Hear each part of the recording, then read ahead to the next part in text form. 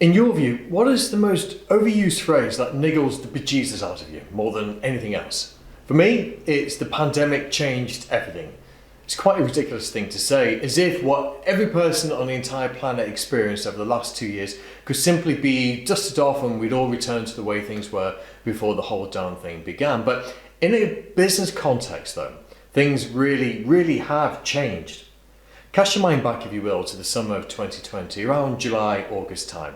Research emanated that provided a real-time understanding of how customer and consumer attitudes and behaviours were changing as a direct result of the pandemic.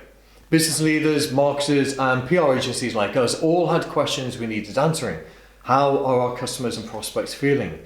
Have current events shifted their priorities? What matters most to them right now? Is the context of the here and now reshaping their purchasing decisions? And what does this mean in terms of the messaging we use to communicate with them? It quickly became very clear that consumer and customer buying considerations were changing. Customers were quickly ditching those businesses whose communications continued to bang the buy from me and us drum and showed themselves to be tone deaf and non-empathetic to what people were going through at the time. Businesses they saw no longer simply perform the role of product or service provider in their eyes. Customers now expected in fact, businesses to take on greater environmental and societal responsibility, and the conscious consumer movement had effectively entered the mainstream. But how long would this last for, we all contemplated? Was it all just the zeitgeist, or could this greater awareness of how responsible or irresponsible a business is, and the way it is increasingly influencing customer purchasing decisions, gain momentum over the long term? Well, by the Easter of 2021, we had the answer, and businesses needed to get their heads around it very fast if they hadn't done so already. It was a contextual revolution that became a catalyst for businesses to pin their colours to the mass of the things that matter most to them and their customers, specifically issues to do with people and the planet.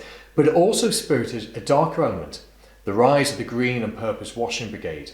These are companies who recognise what their customers want and expect from their products and service providers of choice, and then seek to exploit this for their own gain, or put another way, they see sustainability and societal impact as a tool for post-pandemic growth.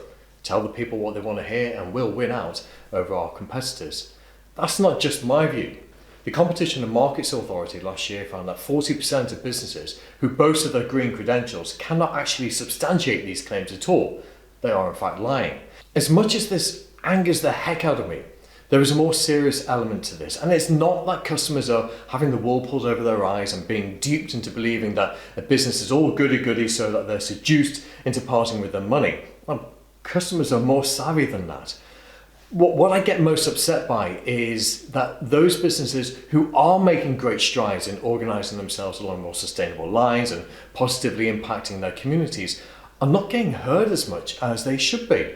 And this, I believe, is because they're afraid. They're fearful that if they go public and communicate to the world what they have done, are doing and plan to do, and the impact their initiatives are having, then their customers, competitors or even the media might accuse them of greenwashing, and the damage that causes to a business's reputation can be long-lasting and irreparable.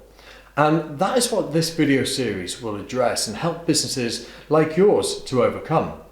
We'll talk through ways in which you can and should communicate your environmental and social actions, and to do so in the right way at the right time. And we'll share the latest findings of our own research into environmental, social and governance intentions, ESG, among businesses and what this means for you. And finally, we'll talk about the ROI that communicating what you do can have on the business itself. And I don't mean a huge spike in sales and mass overnight expansion, although that is likely to come if you get it right.